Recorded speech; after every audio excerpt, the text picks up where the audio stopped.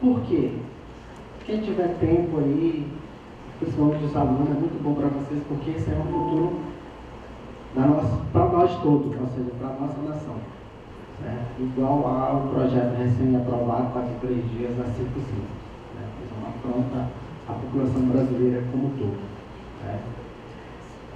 E o que fala nessa PEC 215? Muitas das vezes, né, a gente somos criticados, porque a gente vai fazer em busca do nosso direito, vamos se manifestar, a gente vai em Brasília, começa a fechar rodovias, né? E muitas pessoas não entendem o objetivo desse fechamento de rodovias, né? Manifestar muitas das vezes nas rodovias estaduais, nas rodovias federais, né? E onde os indígenas, povos indígenas, melhor dizendo, é muito criticado, né? Onde o povo lança as palavras de ódio, palavras de baixo escalão, né? Mas ele não sabe o motivo que está sendo ocorrido para isso acontecer. Diz uma frase que cada ação tem sua reação, né? Por favor, próximo. E o estatuto a extração ilegal de madeiras, né, como o doutor mesmo disse no seu slide, muito bem colocado, né? Isso vem ocorrendo há muito tempo, eu falo da minha comunidade. Graças a Deus que às vezes a gente tem minimizado isso, né? Já entramos no foco de mudança climática, né? Junto com o IBAMA, né, que é o nosso parceiro, o doutor Renê, né, é muito nosso parceiro, a qual eu tenho uma amizade imensa com ele muito antes de ser superintendente, né? E também quero mencionar o nome do doutor Bernardo, da Polícia Federal também, que é o nosso parceiro, onde tenta coibir ou tentar minimizar extração de madeira ilegal nas terras indígenas, né? Esse é um caso muito alarmante, né? Muito alarmante para nós indígenas. Eu estou falando do meu povo, mas em outros lugares também vem ocorrendo essa extração, né?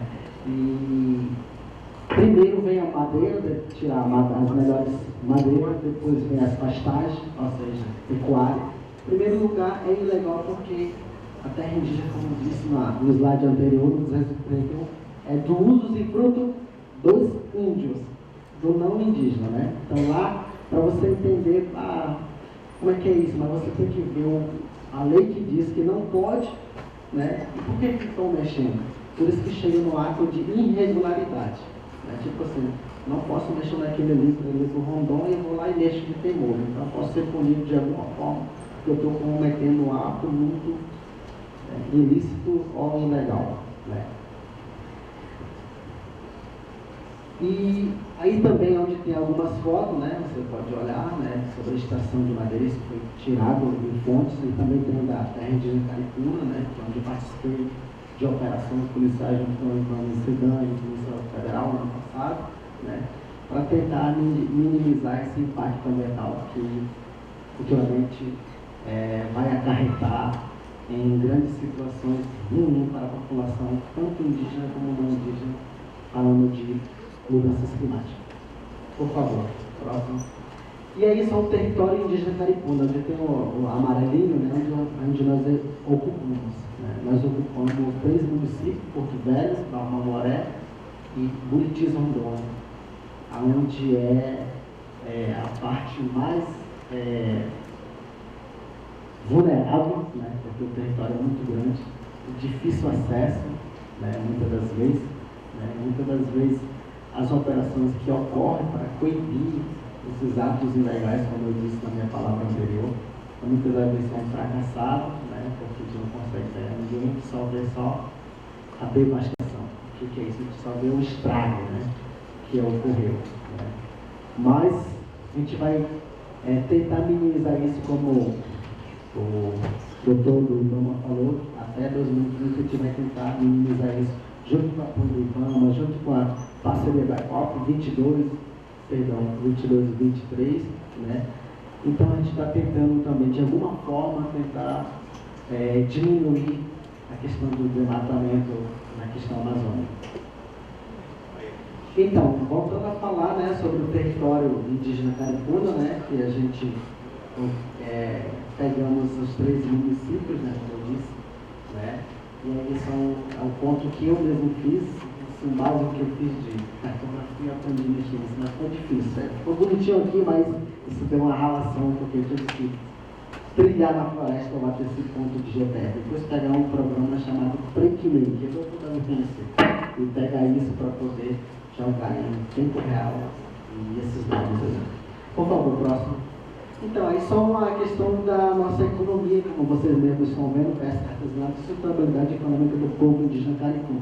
Nós somos pesca artesanais, para quem não conhece, o pessoal aqui da região conhece, eles são pintados, mais conhecidos como surubins, né? Outros falam bagre, um nome parecido assim. Então, nós temos essa sustentabilidade econômica para se manter. Próximo, por favor. Esse aí, como vocês estão vendo ali em cima, né? Extrativismo da castanha do Pará e outra forma de economia do povo de Caricuna. Isso aí no momento que a gente vai para atrás de castanha, né? No rios, né? Para quem não conhece o Rio Jaci-Paraná, é o braço do Rio Madeira, né?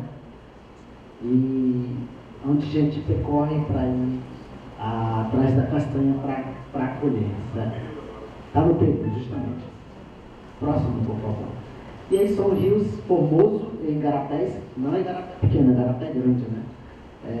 E logo mais abaixo vocês podem ver uma mina d'água, olho d'água, inclusive já fiz o levantamento dessa junto com a empresa privada, junto com a nossa associação indígena, que essa água é 100% natural e está prestes para ser consumida. Inclusive a mina lá, a Mina Linda, nome da empresa, a Vanessa, ela tem um interesse muito grande de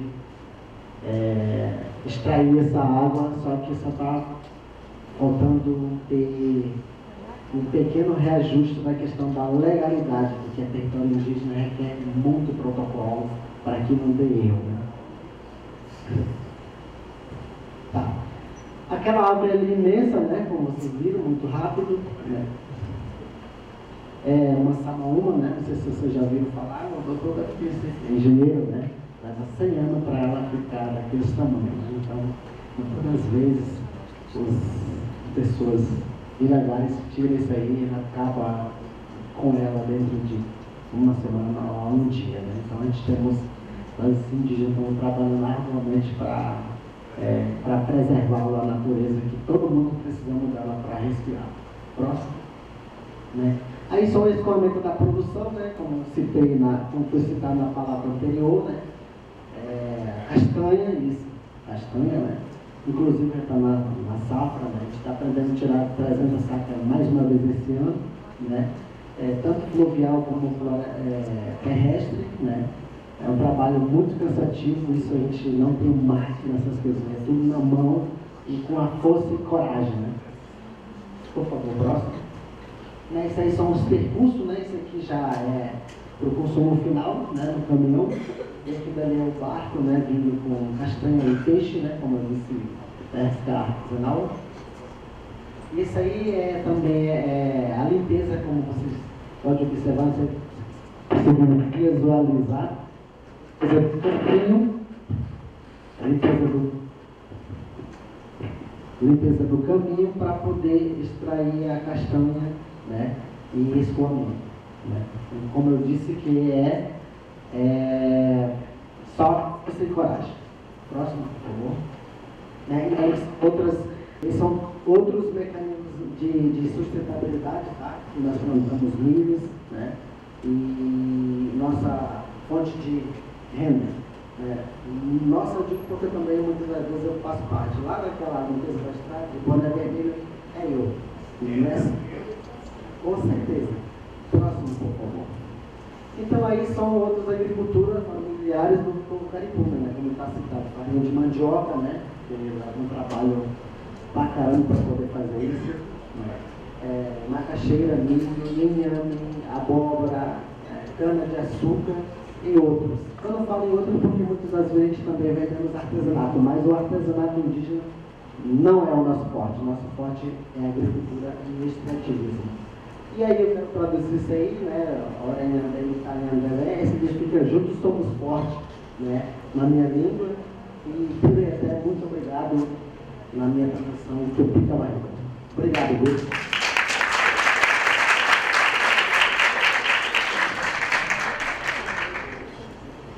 chamar também o Rangel Miranda, da Sebrae, para compor aqui a nossa mesa de debates. Nós estamos partindo aqui para a parte final dos nossos trabalhos. Sebrae Rangel, e eu vou, nesse período, colocar um vídeo aqui do Márcio Santini, videoconferência ao vivo aqui, um dos PhDs em sustentabilidade. Nós temos partido para a finalização, o Dr. Kleber aqui presente. Caixa Econômica Federal já está aqui presente. Senar, Paperon, presente. Se tiver, por favor, se apresente na mesa aqui, para essa mesa, ao final do debate também. Banco do Brasil presente aqui ainda?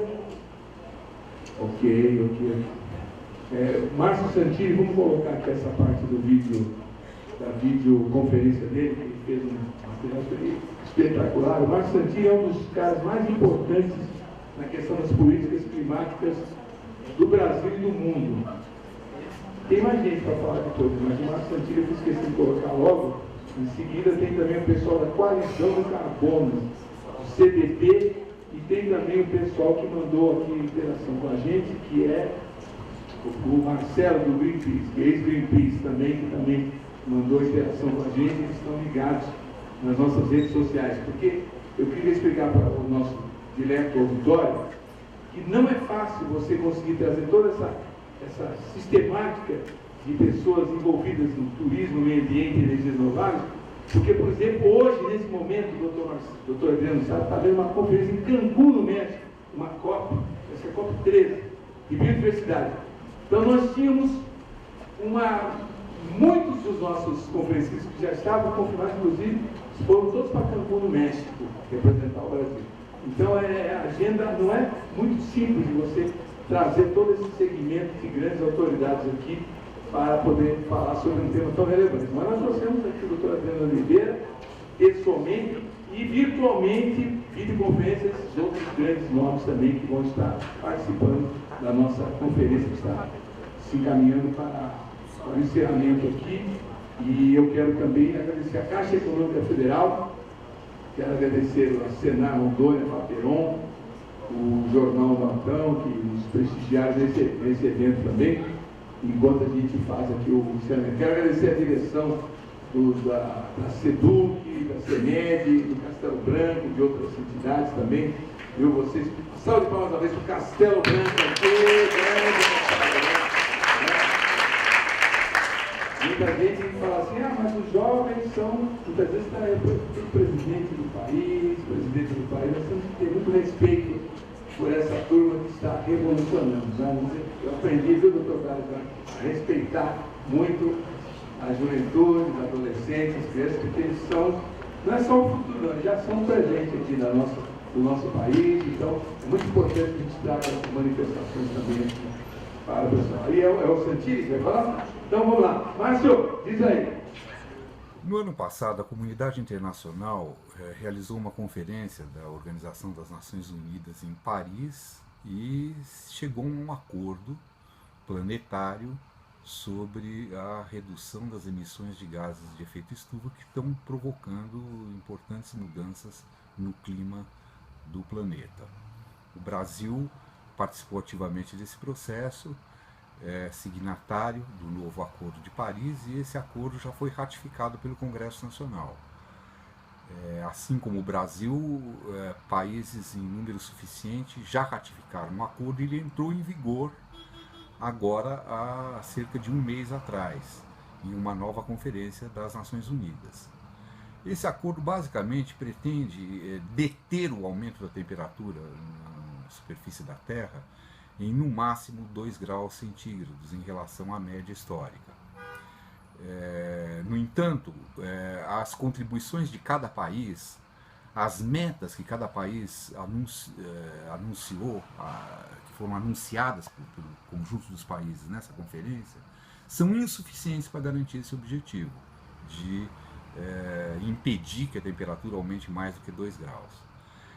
Portanto, essas metas terão que ser revistas periodicamente. Todos os países vão ter que assumir metas ainda maiores do que aquelas que foram anunciadas em Paris.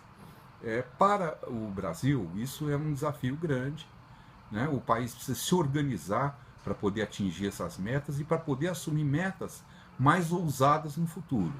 né? E nós não podemos permitir que isso se transforme num processo perverso, como foi, por exemplo, a disputa entre os estados para oferecer incentivos fiscais para levar empresas para cada estado. Quer dizer, se a gente for, né, deixar com que cada estado regulamente essa questão, né, de acordo com interesses que não são os da redução das emissões, nós vamos ter um processo muito negativo no país. Em vez de nós caminharmos em direção à nossa meta, a gente pode caminhar na direção contrária. Então, é muito importante que, dentro do país, os vários atores institucionais, a União, os estados, os municípios, assim como os diversos agentes econômicos, cheguem a um acordo que defina a responsabilidade de cada parte com relação a esse objetivo nacional de promover a redução de emissões do Brasil dentro daquelas metas que já foram assumidas internacionalmente pelo país. Então, acredito que seja importante se construir uma legislação, né, que impeça uma concorrência perversa entre os estados e ao mesmo tempo defina responsabilidades de cada estado e ao mesmo tempo incentivos, né, para que todos possam caminhar na mesma direção, assim como com relação aos diferentes atores da economia, né, porque são diferentes atividades que promovem essas emissões e é preciso chegar a um acordo sobre quem deve fazer o quê, quem deve pagar por o quê e que incentivos podem ser oferecidos para cada setor da economia realizar a sua parte, né? Então, é o momento do Brasil definir a sua estratégia para o cumprimento das metas assumidas em Paris e, nesse momento, a discussão de uma legislação interna própria que defina essas responsabilidades pode ser um passo estratégico fundamental.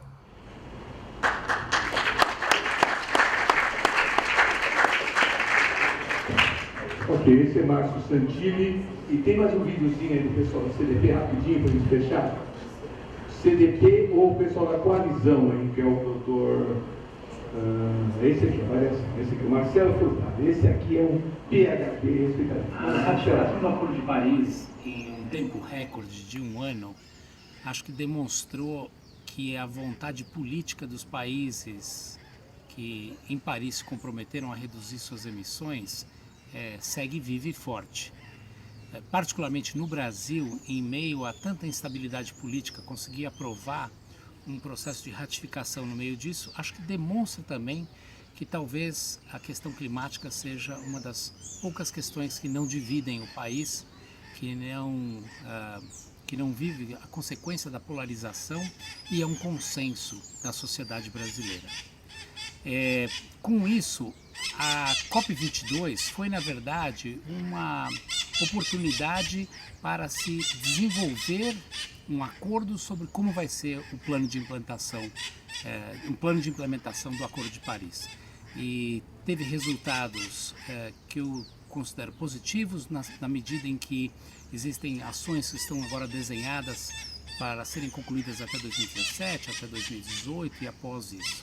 O que significa que a COP22 conseguiu garantir para a sociedade de que o barco continua no trilho e continua na direção. É óbvio que a eleição americana causou muita preocupação e causa preocupação, uma vez que a gente não sabe qual será o comportamento da nova administração americana.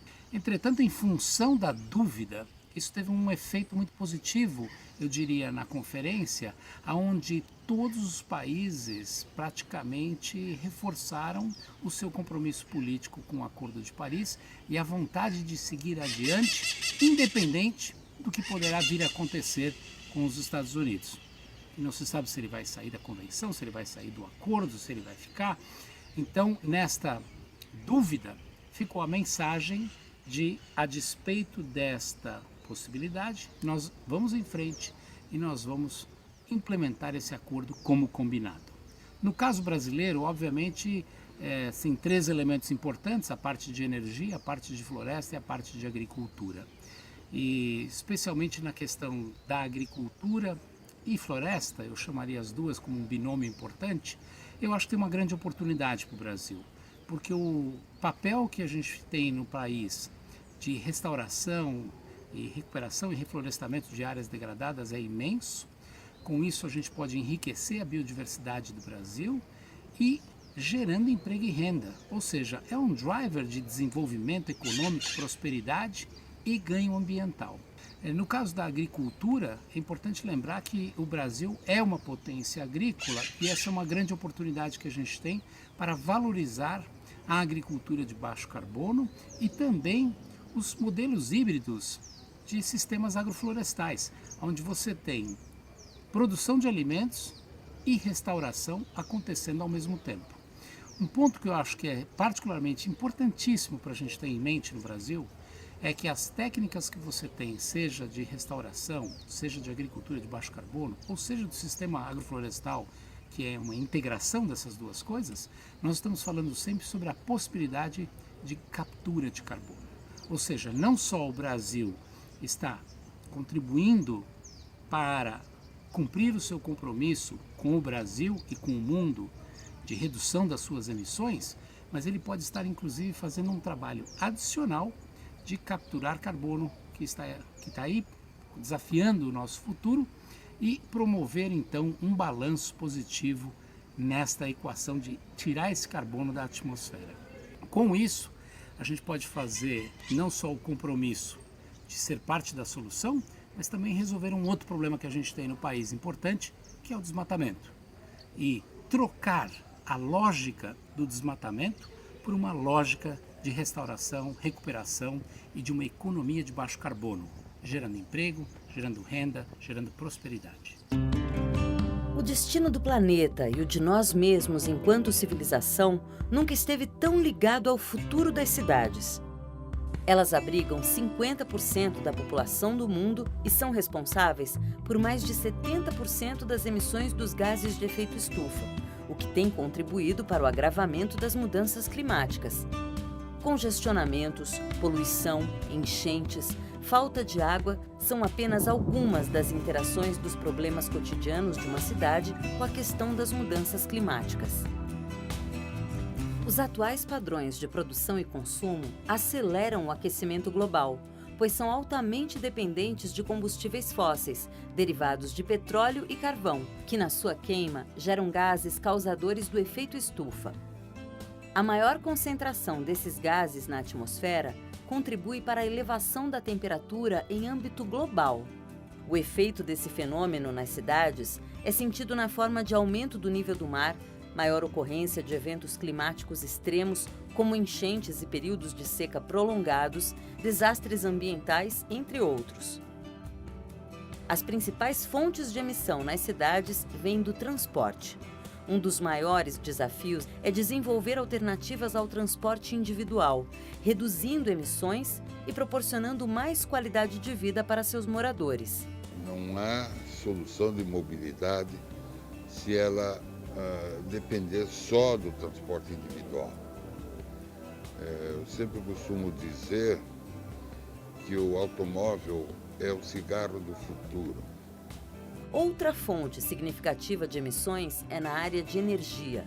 Grande parte da energia consumida no Brasil vem das hidroelétricas, mas diante do extenso período de estiagem, as usinas térmicas a gás, óleo ou carvão tiveram de ser acionadas por um período maior de tempo para atender a demanda de energia do país.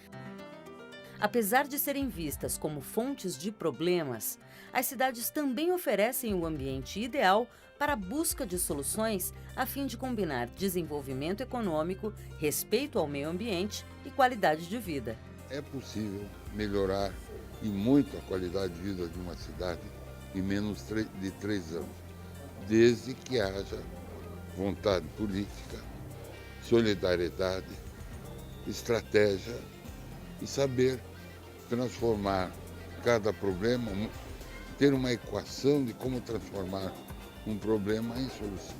As soluções nas cidades passam por uma articulação entre cidadãos, empresas e governos.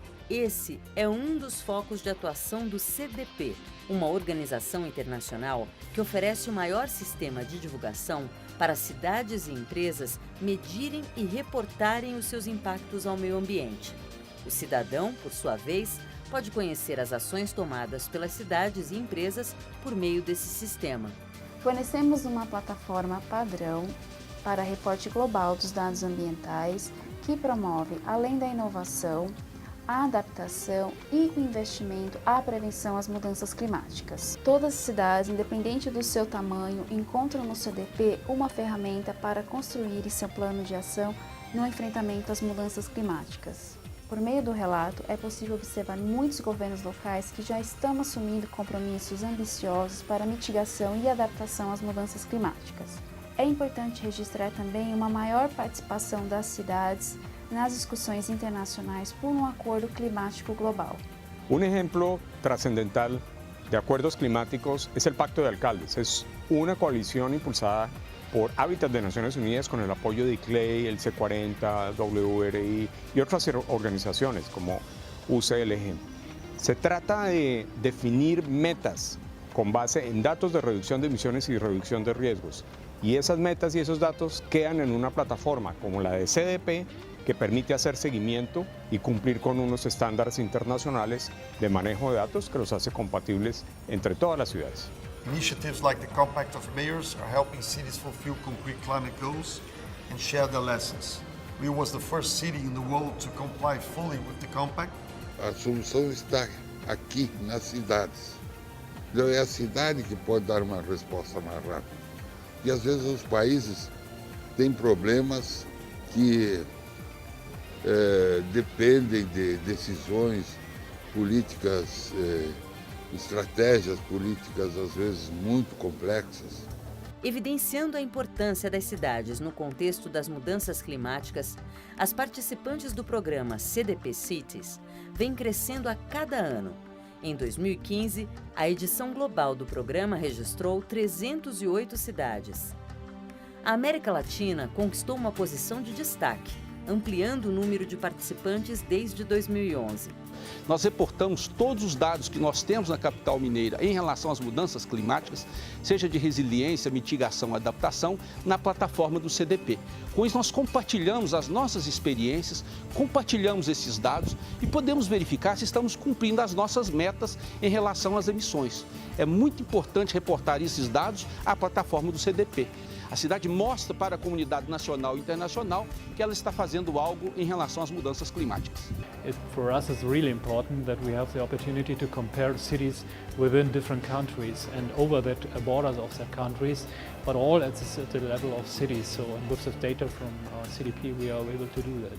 As 90 cidades participantes na América Latina da edição de 2015 abrigam mais de 112 milhões de pessoas, o que equivale a mais da metade da população brasileira.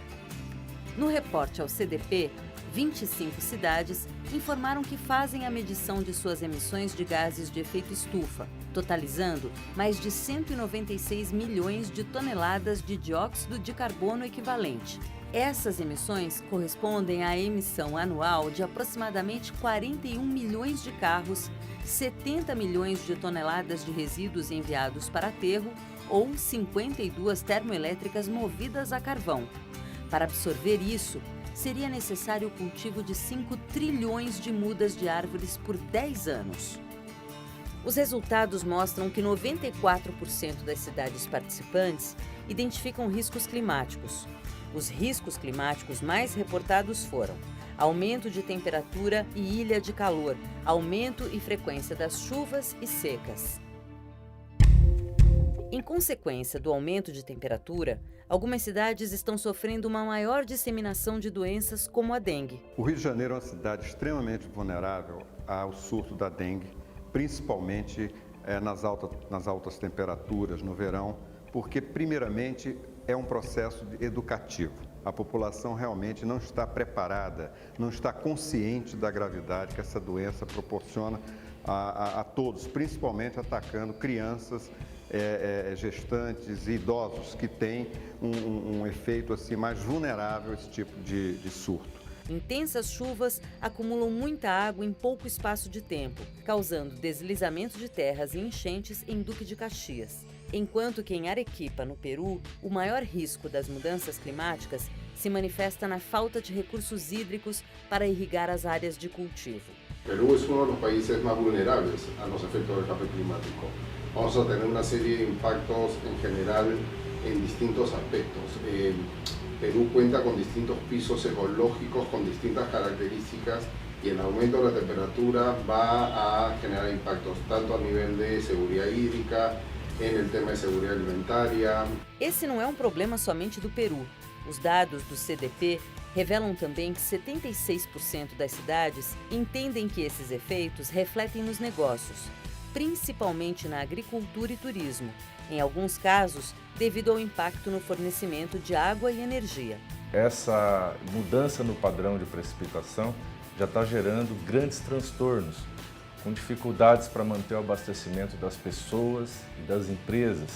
E hoje, para se ter uma ideia, na bacia do Piracicaba, Capivari e Jundiaí, já não se apresentam novas outorgas, novas autorizações para o uso de água em função da restrição das diminuições do volume no sistema Cantareira. Então é uma crise ambiental, é uma crise de mudança de padrão de chuvas em toda a região de forte economia, como é a região sudeste do Brasil, e que já apresenta implicações econômicas e sociais de grande monta. Muitos desses riscos também representam oportunidades, que já estão sendo observadas pelas cidades. 69% das cidades reportaram mais de 150 oportunidades econômicas. Em destaque estão desenvolvimento de novas indústrias, aumento de investimento em infraestrutura, maior preocupação com outras questões ambientais. Campinas, uma cidade localizada no estado de São Paulo, vem aproveitando as oportunidades econômicas advindas das mudanças climáticas. What I'd really like to see in Latin America is that spirit of collaboration, of the role of civil society, much more in play when it comes to what's happening with cities. And city governments have the power to impact the buildings we live in, the parks we play in, the means of transport we use, and all of those that affect the health that we enjoy and that our children will enjoy in the future. And I really look forward to hearing much more about the active engagement of the citizenry of those citizens, the civil society organisations, in working with city governments to be more ambitious, to set bolder targets, and to show the world how to innovate our way through policy and action to a safer, healthier, more prosperous, low-carbon future. Eu sou Vinícius Lumertz, presidente da Embratur, e tenho a alegria de, nesse momento, me dirigir a todos vocês na abertura desse 15º Seminário Internacional de Sustentabilidade, do 15º Prêmio Ecoturismo e Energias Renováveis, nesse momento em que a revista Ecoturismo completa 25 anos e nós, a Embratur, completamos 50 anos. A nossa alegria é de ver que a região norte do Brasil, hoje vocês todos juntos, reunidos em Porto Velho, estão discutindo as questões do futuro, as questões da conscientização ecológica, a conscientização do turismo inserido nesse grande contexto do Brasil, potência natural, maior potência ambiental planetária, e das várias relações com o desenvolvimento e o futuro do nosso país. Esse grande ativo, essa grande riqueza, deve pertencer à consciência nacional de forma muito profunda e pertencer também à consciência de que o nosso papel enquanto país pertence ao mundo, ou seja, aquilo que nós viermos a fazer vai ter impacto planetário. No âmbito do turismo, nós da Embratur queremos cada vez mais que o ecoturismo, que o Brasil verde seja o símbolo do Brasil. Sol e mar, praia, são produtos que o mundo inteiro tem, mas o potencial ecoturístico do Brasil, de esportes radicais, de conscientização e de convívio com a natureza na sua origem, são produtos que vão para um turismo em outro patamar. Nós queremos levar o turismo nesse aspecto para outro patamar. Um turismo que faça evoluir consciências e, ao mesmo tempo, faça a manutenção econômica e financeira sustentável desse próprio ambiente natural. Por isso, a nossa esperança, a nossa expectativa de que possamos evoluir muito e que nesse seminário se inove, se tenham novas ideias e que nós possamos estar juntos para desenvolver esses projetos. Um forte abraço a todos e um grande seminário. Então, em 2 minutos cada um na mesa, faz uma síntese de que nós acabamos de ouvir e de assistir também, para que a gente possa ter um fechamento desse seminário importante, agradecendo a presença aqui de algumas celebridades, entre eles o Dr. Silvio Versilo, que nos honra sobremaneira com a sua presença. Uma salva de palmas. O grande nome da Almeida aqui, o representante da Faperon, do Senar Rondônia, da Caixa Econômica Federal, advogados ilustres como o doutor Arigo João Silveira, uma salva de palmas para ele, um procurador do Estado, procurador federal, uma figura importantíssima na sociedade. Então, eu gostaria de iniciando lá com Gedert, que é um ilustre advogado, 2 minutos a síntese do que nós vimos e ouvimos, para que a gente possa dizer o que foi a COP21, COP22 e o nosso seminário que se encerra com chave de ouro aqui. Curto, mas objetivo. Doutor Lorival Gedert, por favor. Boa tarde a todos. Uma síntese do que foi apresentado até agora, considerando o tema alterações climáticas, eu posso dizer que tratou de uma maneira geral, olhando sempre os tratados, as convenções, os acordos entre nações. Estão preocupados com o aquecimento global. Agora, de um modo particular, eu diria que não apresentaram a função de cada um de nós. O que eu devo fazer nesse contexto? Eu lembro, todos esses tempos que eu já presenciei na minha vida, uma tendência de dias onde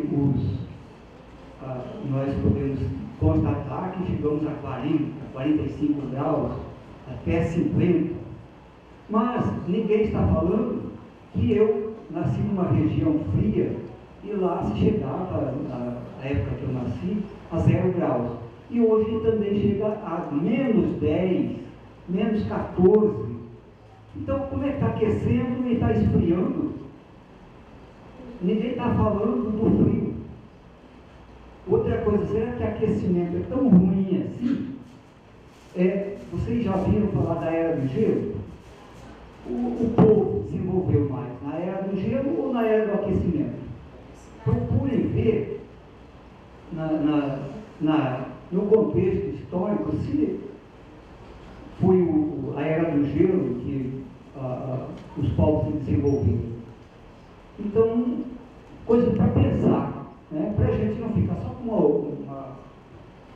uma opinião só de um lado. Vamos dar uma pensada sobre esses aspectos também.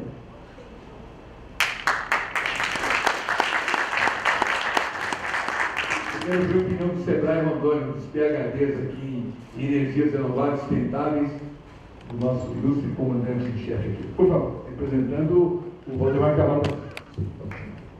Só boa tarde, me apresentar, sou Rangel Miranda, representando a nossa diretoria do Sebrae, aqui em especial o Valdemar que mata junto. Sou formado em administração, bacharel em gestão de pequenos negócios, faço parte do Fórum de Estabilidade do Sebrae e represento a região norte no Comitê de Resíduos Sólidos.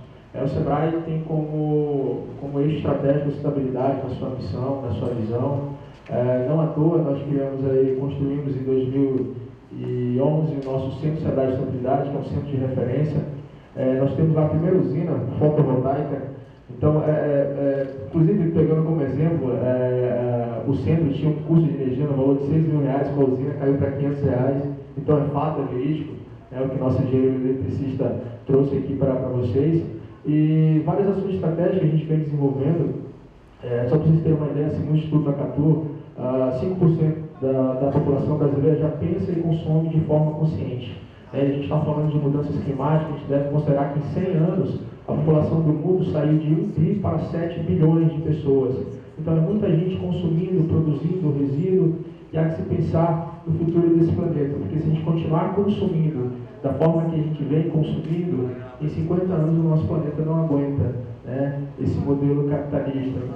Mas há que ser pensado. Então o Sebrae tem uma frente muito importante como eixo estratégico, temos estabilidade, voltado para os pequenos negócios, para quem quer empreender, para quem já empreende, está no mercado de trabalho, como empresário, levando conteúdo de sustentabilidade sustentabilidade, práticas sustentáveis, energias renováveis, redução de resíduos, enfim, um leque de conteúdo disponível. E aí a gente coloca à disposição aqui o Centro Sebrae de Estabilidade, que foi construído pensando também no maior indígena. A construção do Centro de Estabilidade é todo sustentável, e a arquitetura ela foi pensada inclusive no formato de uma orca indígena. Está sediado em Cuiabá, mas é um centro que atende o país inteiro, e a gente tem um site que é www.sustentabilidade.sebrae.com.br para quem quiser baixar conteúdos. Tem muita informação, muita coisa bacana, e a gente coloca o Sebrae à disposição e agradecemos desde já o convite, apesar do momento ser curto, mas a gente coloca à disposição o Sebrae, principalmente para os alunos, para quem está logo no mercado de trabalho, de repente quer empreender, quer montar um negócio inovador, e aí a gente tem a economia colaborativa fazendo muita coisa interessante. Agradecer aí o convite. Obrigado. Muito bem. Doutor Augusto Dias, por favor, venha compor aqui a gente. Augusto Dias, ele é doutor em Direito Ambiental, lá da Maria Alice Antão, e a doutora Maria Alice, salve de palmas para a nossa professora doutora Alice. Ele muito nos honra sobremaneira a vossa excelência aqui presente conosco. A Maria Alice Antão, ela estava combinada para falar aqui, mas ela teve um problema de saúde que não foi muito fácil, mas está aqui representando a sua professora, que é doutora também na França, é uma grande companhia. Eu quero agradecer sobremaneira, fazer aqui testemunho público. Nesse livro do Rondon, por exemplo, que nós fizemos, o 12º livro, a Maria Alice teve um papel fundamental, uma pesquisadora, uma mulher primorosa, uma estudiosa, uma baiana muito inteligente e grande companheira. E ela, mesmo estando nos pais da dele, ela teve o tempo todo participando do seminário aqui e queria estar aqui com a gente. Aí trouxe Sua Excelência, o doutor Augusto, para fazer uma rápida palavrinha ao finalzinho, curtinho, felizmente, porque eu sei que nós estamos encerrando aqui essa participação, mas só eu quero agradecer o esforço desse grupo de pesquisadores e professores da FARO, Faculdade FARO, que é a Maria Alice Antão e o doutor Augusto, que está aqui conosco. Nós estamos fazendo aqui um fechamento aqui da nossa conferência, em função do nosso tempo, mas eu quero, antes de passar a palavra ao Augusto, o Vinícius vai falar no final. Esse exercício aqui, esse que eu estou promovendo, no finalzinho aqui. Mas eu quero que você dê uma saudação. Você chegou agora, eu vou dar uma síntese da palavra sobre questões climáticas, antes de passar por aí. Boa tarde. Nós também estamos diante de situações que atingem o planeta. E quando as situações demandam importância para o planeta, é uma situação, deixou de ser uma situação dos Estados, passou a ser uma situação da humanidade. Vejam que essa questão da COP21, da França, há um pensamento em se reduzir ao máximo os gases expelidos pelas grandes indústrias.